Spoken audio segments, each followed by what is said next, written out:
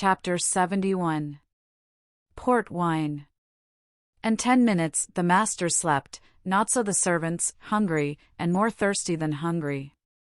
Blaisois and Mousqueton set themselves to preparing their bed, which consisted of a plank and a valise. On a hanging table, which swung to and fro with the rolling of the vessel, were a pot of beer and 3 glasses. "This cursed rolling," said Blaisois. "I know it will serve me as it did when we came over." "And to think," said Mousqueton, "that we have nothing to fight seasickness with but barley bread and hot beer." "Pah! But where is your wicker flask, Monsieur Mousqueton?" "Have you lost it?" asked Blaisois. "No," replied Mousqueton, "Perry kept it. Those devilish Scotchmen are always thirsty." "And you, Grimaud," he said to his companion, who had just come in after his round with D'Artagnan, "are you thirsty?" "As thirsty as a Scotchman," was Grimaud's laconic reply. And he sat down and began to cast up the accounts of his party, whose money he managed. "Oh, lackadaisy! I'm beginning to feel queer," cried Blaisois. "If that's the case," said Mousqueton, with a learned air, "take some nourishment." "Do you call that nourishment?" said Blaisois, pointing to the barley bread and pot of beer upon the table. "Blaisois," replied Mousqueton, "remember that bread is the true nourishment of a Frenchman, who is not always able to get bread," asked Grimaud. "Yes, but beer?" asked Blaisois sharply, "is that their true drink?" "As to that," answered Mousqueton, puzzled how to get out of the difficulty, "I must confess that to me beer is as disagreeable as wine is to the English." "What? Monsieur Mousqueton? The English, do they dislike wine?" "They hate it. But I have seen them drink it. As a punishment. For example, an English prince died one day because they had put him into a butt of Malmsey. I heard the Chevalier d'Herblay say so." "The fool!" cried Blaisois. "I wish I had been in his place." "Thou canst be," said Grimaud, writing down his figures. "How?" asked Blaisois. "I can." "Explain yourself." Grimaud went on with his sum and cast up the whole. "Port," he said, extending his hand in the direction of the first compartment examined by D'Artagnan and himself. Ah. Those barrels I saw through the door?" "Port," replied Grimaud, beginning a fresh sum. "I have heard," said Blaisois, "that port is a very good wine." "Excellent," exclaimed Mousqueton, smacking his lips. "Excellent, there is port wine in the cellar of Monsieur le Baron de Bracieux." "Suppose we ask these Englishmen to sell us a bottle," said the honest Blaisois. "Sell," cried Mousqueton, about whom there was a remnant of his ancient marauding character left. "One may well perceive, young man, that you are inexperienced." "Why buy what one can take?" "Take," said Blaisois, "covet the goods of your neighbor?" "That is forbidden, it seems to me." "Where forbidden?" asked Mousqueton. "In the commandments of God, or of the Church, I don't know which. I only know it says, 'Thou shalt not covet thy neighbor's goods, nor yet his wife.'" "That is a child's reason, Monsieur Blaisois," said Mousqueton in his most patronizing manner. "Yes, you talk like a child, I repeat the word. Where have you read in the Scriptures, I ask you, that the English are your neighbors?" "Where, that is true," said Blaisois, "at least, I can't now recall it." "A child's reason, I repeat it," continued Mousqueton. "If you had been 10 years engaged in war, as Grimaud and I have been, my dear Blaisois, you would know the difference there is between the goods of others and the goods of enemies. Now an Englishman is an enemy, this port wine belongs to the English, therefore it belongs to us." "And our masters?" asked Blaisois, stupefied by this harangue, delivered with an air of profound sagacity, "will they be of your opinion?" Mousqueton smiled disdainfully. "I suppose that you think it necessary that I should disturb the repose of these illustrious lords to say, 'Gentlemen, your servant, Mousqueton, is thirsty.' What does Monsieur Bracieux care, think you, whether I am thirsty or not?" "'Tis a very expensive wine," said Blaisois, shaking his head. "Were it liquid gold, Monsieur Blaisois, our masters would not deny themselves this wine. Know that Monsieur de Bracieux is rich enough to drink a ton of port wine, even if obliged to pay a pistole for every drop." His manner became more and more lofty every instant, then he arose, and after finishing off the beer at one draught he advanced majestically to the door of the compartment where the wine was. "Ah! Locked," he exclaimed, "these devils of English, how suspicious they are." "Locked," said Blaisois, "ah! The deuce it is, unlucky, for my stomach is getting more and more upset." "Locked," repeated Mousqueton. "But," Blaisois ventured to say, "I have heard you relate, Monsieur Mousqueton, that once on a time, at Chantilly, you fed your master and yourself by taking partridges in a snare, carp with a line, and bottles with a slipnoose." "Perfectly true, but there was an air hole in the cellar, and the wine was in bottles. I cannot throw the loop through this partition nor move with a packthread a cask of wine which may perhaps weigh 200 pounds. "No, but you can take out 2 or 3 boards of the partition," answered Blaisois, "and make a hole in the cask with a gimlet." Mousqueton opened his great round eyes to the utmost, astonished to find in Blaisois qualities for which he did not give him credit. "'Tis true," he said, "but where can I get a chisel to take the planks out, a gimlet to pierce the cask?" "Trousers," said Grimaud, still squaring his accounts. "Ah, yes," said Mousqueton. Grimaud, in fact, was not only the accountant, but the armorer of the party, and as he was a man full of forethought, these trousers, carefully rolled up in his valise, contained every sort of tool for immediate use. Mousqueton, therefore, was soon provided with tools, and he began his task. In a few minutes he had extracted 3 boards. He tried to pass his body through the aperture, but not being like the frog in the fable, who thought he was larger than he really was, he found he must take out 3 or 4 more before he could get through. He sighed and set to work again. Grimaud had now finished his accounts. He arose and stood near Mousqueton. "I," he said. "What?" said Mousqueton. "I can pass." "That is true," said Mousqueton, glancing at his friend's long and thin body, "you will pass easily." "And he knows the full casks," said Blaisois, "for he has already been in the hold with Monsieur le Chevalier d'Artagnan." "Let Monsieur Grimaud go in, Monsieur Mouston." "I could go in as well as Grimaud," said Mousqueton, a little piqued. "Yes, but that would take too much time, and I am thirsty. I am getting more and more seasick." "Go in, then, Grimaud," said Mousqueton, handing him the beer pot and gimlet.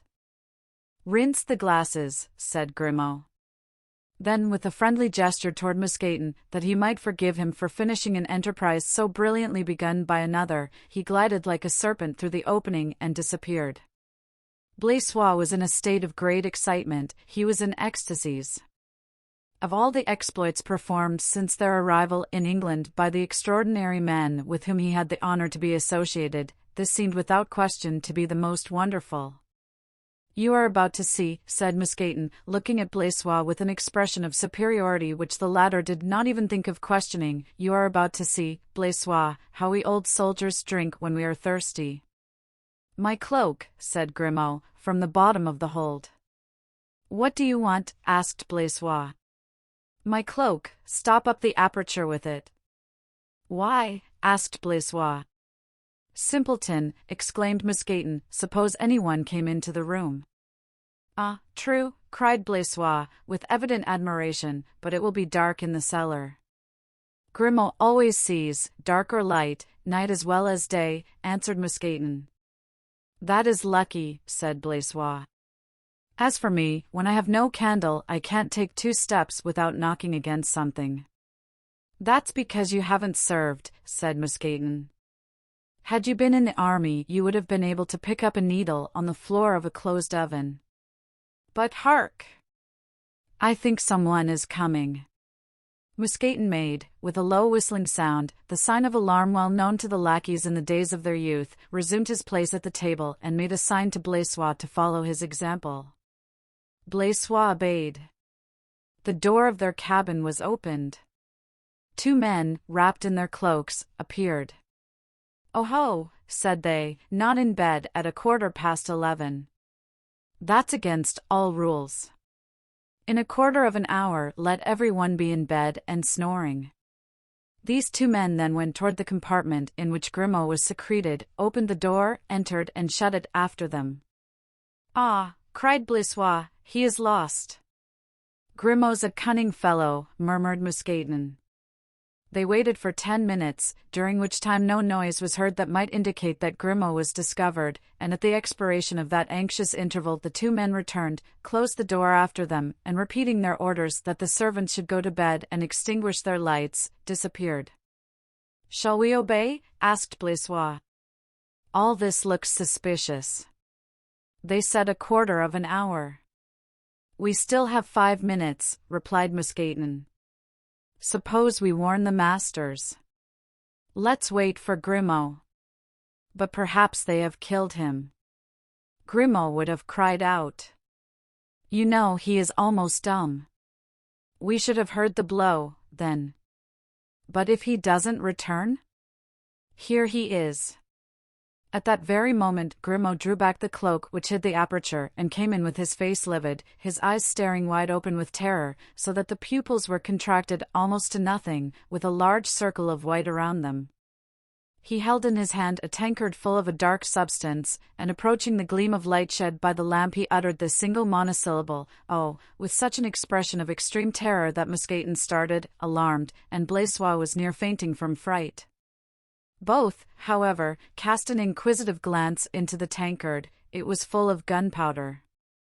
Convinced that the ship was full of powder instead of having a cargo of wine, Grimaud hastened to awake D'Artagnan, who had no sooner beheld him than he perceived that something extraordinary had taken place. Imposing silence, Grimaud put up the little night lamp, then knelt down and poured into the lieutenant's ear a recital melodramatic enough not to require play of feature to give it pith. This was the gist of his strange story. The first barrel that Grimaud had found on passing into the compartment he struck, it was empty. He passed on to another, it, also, was empty, but the third which he tried was, from the dull sound it gave out, evidently full. At this point Grimaud stopped and was preparing to make a hole with his gimlet, when he found a spigot. He therefore placed his tankard under it and turned the spout. Something, whatever it was the cask contained, fell silently into the tankard. Whilst he was thinking that he should first taste the liquor which the tankard contained before taking it to his companions, the door of the cellar opened and a man with a lantern in his hands and enveloped in a cloak, came and stood just before the hogshead, behind which Grimaud, on hearing him come in, instantly crept. This was Groslow. He was accompanied by another man, who carried in his hand something long and flexible rolled up, resembling a washing line. His face was hidden under the wide brim of his hat. Grimaud, thinking that they had come, as he had, to try the port wine, effaced himself behind his cask and consoled himself with the reflection that if he were discovered the crime was not a great one. "Have you the wick?" asked the one who carried the lantern. "Here it is," answered the other. At the voice of this last speaker, Grimaud started and felt a shudder creeping through his very marrow. He rose gently, so that his head was just above the round of the barrel, and under the large hat he recognized the pale face of Mordaunt. "How long will this fuse burn?" asked this person. "About 5 minutes," replied the captain. That voice also was known to Grimaud. He looked from one to the other, and after Mordaunt he recognized Groslow. "Then tell the men to be in readiness, don't tell them why now. When the clock strikes 1/4 midnight, collect your men. Get down into the longboat." "That is, when I have lighted the match?" "I will undertake that. I wish to be sure of my revenge." "Are the oars in the boat?" "Everything is ready." "'Tis well."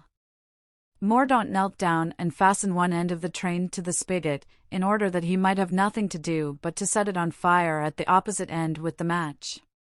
He then arose. "You hear me, at 1/4 past midnight, in fact, in 20 minutes.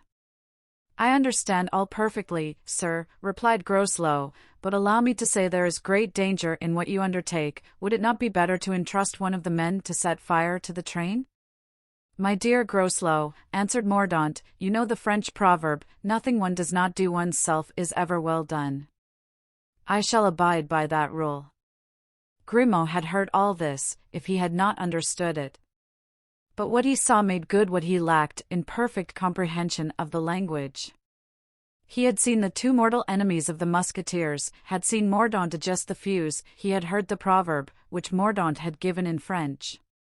Then he felt and felt again the contents of the tankard he held in his hand, and, instead of the lively liquor expected by Blaisois and Mousqueton, he found beneath his fingers the grains of some coarse powder. Mordaunt went away with the captain. At the door he stopped to listen. "Do you hear how they sleep?" he asked. In fact, Porthos could be heard snoring through the partition. "'Tis God who gives them into our hands," answered Groslow.